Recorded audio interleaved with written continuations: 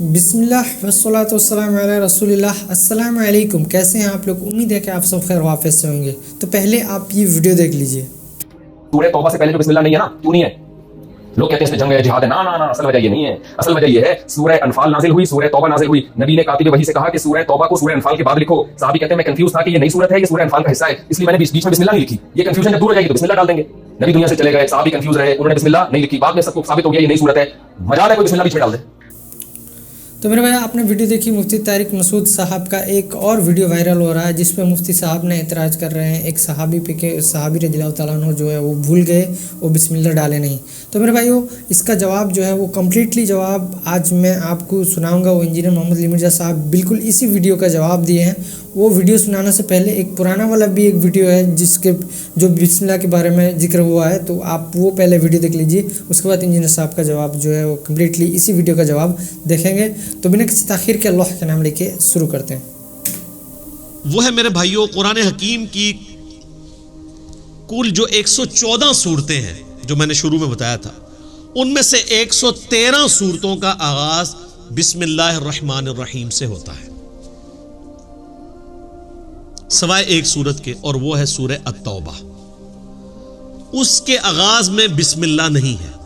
لیکن اوورال پورے قرآن میں 114 بسم اللہ پوری ہیں، کیونکہ سورہ نمل کے اندر آغاز میں بھی بسم اللہ آتی ہے اور سورہ نمل میں ایز اے آیت بھی آتی ہے، انہو من سلیمان وانہو بسم اللہ الرحمن الرحیم۔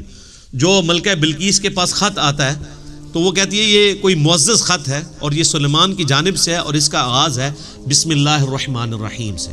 تو وہ بسم اللہ اگر آپ جوڑ لیں تو 114 صورتیں ہیں قرآن کی، اور بسم اللہ بھی 114 ہی ہیں، لیکن 113 دفعہ صورتوں کے آغاز میں، اور ایک جو ہے وہ صورت بغیر بسم اللہ کے ہے، وہ سورہ التوبہ ہے، اور اس کی کمپنسیشن بھی سورہ نمل میں ایز اے آیت بھی ہے۔ سورہ توبہ کے سٹارٹ میں بسم اللہ نہ آنے کی کئی ایک حکمتیں لوگوں نے بیان کی ہیں۔ سب سے جو مضبوط رائے ہے وہ یہ ہے، چونکہ اس صورت میں اللہ تعالیٰ کے غضب کا کوڑا برسا مشرکین عرب کے اوپر، کیونکہ اس کا آغاز ہی بڑا جارحانہ ہے، برات، اعلان برات ہے۔ اللہ تعالیٰ نے بیزاری کا اظہار کر دیا اور اس کے رسول نے ان کافروں سے، یعنی وہ 23 سالہ جو دعوت کا دور تھا جس میں دعوت، تبلیغ، دعوت، اور اچانک اب 23 سال کے بعد اللہ تعالیٰ کہہ رہے جی اب کوئی ذمہ داری نہیں ہے، 4 مہینے کا ٹائم ہے، یا تو یہ اسلام قبول کریں گے یا عرب کی سرزمین چھوڑ کے چلے جائیں گے، اور اگر عرب میں رہیں گے تو قتل کیے جائیں گے، عذاب استیصال ان کے اوپر آئے گا۔ کیونکہ اگلے نبیوں کے منکرین پہ بھی تو عذاب آتا تھا نا، قوم نوح پہ عذاب آیا نا سیلاب کی شکل میں، قوم لوط پر پتھروں کی شکل میں، قوم فرعون کو سمندر میں ڈبویا گیا۔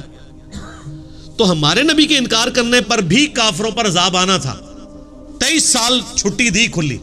اس دفعہ سورہ توبہ میں آیا کہ اب عذاب کی یہ شکل ہوگی کہ مسلمانوں کی تلواریں ان پہ مسلط کی جائیں گی، اور سورہ توبہ کی آیت ہے 14 نمبر، اللہ تعالیٰ ماتا ہے مسلمانوں اللہ تعالیٰ انہیں عذاب دے گا تمہاری تلواروں سے۔ تو نبی علیہ السلام کی کیس میں عذاب استیصال بجائے چنگھاڑ اور آسمان سے پتھر برسنے یا سمندر میں غرق کرنے کی بجائے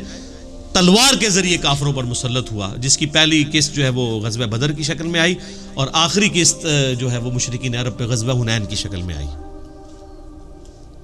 تو یہ نبی علیہ السلام کی خصوصیت ہے۔ میرا اس پہ بھی لیکچر ہے، مسئلہ 85، قرآن اور قتال، ہمارے نبی علیہ السلام کی 2 خصوصیات۔ ہمارے نبی علیہ السلام کا معجزہ بھی اگلے انبیاء سے مختلف ہے، یعنی وہ حصی معجزہ نہیں ہے دعوی نبوت والا، بلکہ قرآن ہے، اور عذاب استیصال بھی مختلف ہے، اللہ کی طرف سے نہیں ہے بلکہ قتال اور تلوار کے ذریعے مسلط ہوا۔ تو چونکہ اس کا ذکر تھا، اور یہی آج کل کافر بھی کوٹ کرتا ہے کہ قرآن میں دھمکی لکھی ہے، اور دھمکی وہ ان لوگوں کے لیے، آج کے کافروں کے لیے نہیں ہے، وہ اللہ کا عذاب ہے ان پر کہ 23 سال کے بعد اب اسلام نہیں قبول کیا، تو وہ اللہ کا کرنا ہوا کہ اسلام قبول ہی کر لیا سب نے۔ اللہ تعالیٰ نے ان کے دل اسلام کے لیے کھول دیے، وقتی طور پہ تو ڈر کے کیا تو لقاء نے، اور اللہ نے بعد میں ایمان بھی پھر استقامت دے دی لوگوں کو۔ تو اس لیے سورہ التوبہ میں چونکہ اللہ تعالیٰ کی جلالی صفت ڈومیننٹ ہے، غزوہ تبوک کے اعتبار سے ایون صحابہ کرام پہ بھی بڑی یعنی سخت گرفت کی گئی ہے، ان صحابہ کے اوپر جنہوں نے سستی دکھائی، تو اس لیے اس کا آغاز بغیر بسم اللہ کے، اللہ کی رحمان اور رحیم کی صفت کے بغیر ہے۔ صحیح ہے۔ اور یار وہ بھی بیچارہ تازہ ایک مصیبت سے نکلا ہے، اور آپ لوگ پھر پتہ نہیں کہاں سے ڈھونڈ ڈھانڈ کے پرانی کوئی نئی ویڈیو ہے یا پرانی ویڈیو ہے؟ علی بھائی نئی ویڈیو ہے، وہ انہوں نے چلائی تھی ویڈیو، مجھے یقین نہیں آ رہا تھا، پھر انہوں نے ویڈیو بھی پلے کی. کیا ہوا ہے ویڈیو؟ انہوں نے ویڈیو بھی پلے کر کے بتائی تھی بھائی نے، مجھے تو خود نہیں یقین آ رہا تھا کہ وہ ایسی بات کر سکتے ہیں. اصل میں ان لوگوں کا مسئلہ یہ ہے کہ یہ اپنے بزرگوں کی تعلیمات کو لے کر چل رہے ہیں، قرآن و سنت کا ڈائریکٹ مطالعہ کرتے نہیں ہیں، اس وجہ سے اتنے بڑے بڑے بلنڈرز ان سے ہو جاتے ہیں. سورہ توبہ سے پہلے جو بسم اللہ نہیں ہے تو یہ نبی صلی اللہ علیہ وآلہ وسلم کے بتانے پر موقوف ہے، کیونکہ قرآن حکیم کی جو ترتیب ہے وہ توقیفی ہے،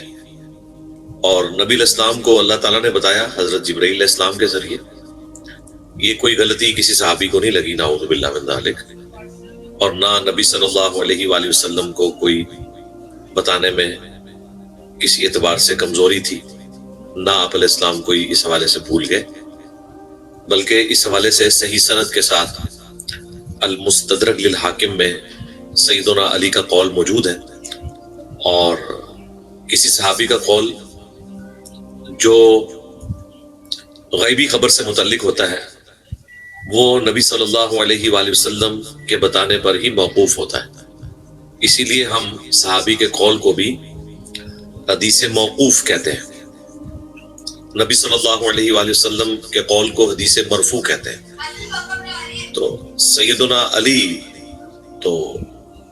ویسے ہی نبی صلی اللہ علیہ وآلہ وسلم کے لائق ترین اسٹوڈنٹس میں سے تھے. ان کا قول صحیح سند سے المستدرک للحاکم میں موجود ہے کہ جب ان سے پوچھا گیا کہ سورہ توبہ سے پہلے بسم اللہ کیوں نہیں ہے تو انہوں نے فرمایا کہ مشرکین عرب کے لیے یہ سورت ننگی تلوار بن کے نازل ہوئی، اس کے آغاز میں بسم اللہ کیوں کر ہو سکتا تھا، کیونکہ اس میں تو اللہ تعالیٰ کی صفت رحمان اور رحیم موجود ہے. تو سیدنا علی نے اس کی ریزن بتائی کہ یہ قرآن حکیم میں سورہ توبہ سے پہلے جو بسم اللہ نہیں ہے اس کے پیچھے ٹیکنیکل ریزن یہ ہے کہ یہ اللہ تعالیٰ کے عذاب کا کوڑا تھا جو برسا مشرکین عرب پر. جس طرح اگلے انبیاء کرام علیہ السلام کے انکار کے اوپر ان کی قوموں پر اللہ کی طرف سے عذاب آتا تھا، اسی طرح کا عذاب ہمارے محبوب صلی اللہ علیہ وآلہ وسلم کے انکار پر بھی مشرکین عرب پر آیا، لیکن اس دفعہ اس کی شکل تبدیل ہو گئی. وہ سورہ التوبہ کی آیت نمبر 14 ہے، اسی سورہ التوبہ کہ اللہ تعالیٰ چاہتا ہے اے مسلمانوں تمہارے ہاتھوں سے انہیں عذاب دے، یعنی قتال کی شکل میں. تو قتال اور قرآن یہ دو ایسی خصوصیات ہیں جو ہمارے محبوب صلی اللہ علیہ وآلہ وسلم کو نصیب ہوئی.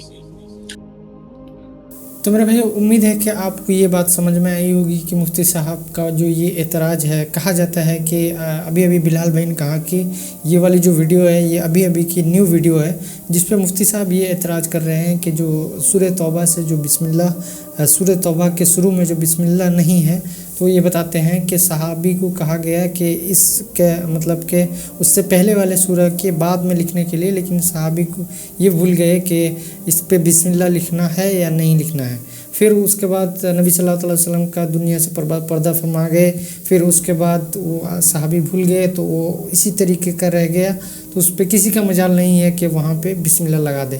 تو میرے بھائیو یہ بالکل غلط بات ہے، جبکہ صحیح اور راجح قول یہی ہے کہ اللہ سبحانہ و تعالیٰ کا عذاب کا جو کوڑا جو ہے وہ مشرکین مکہ پر جو برسا تھا اس کا ذکر جو ہے اس پہ سورہ توبہ میں ہے. اس کی وجہ سے مطلب کئی سارے صحابہ کا یہ مطلب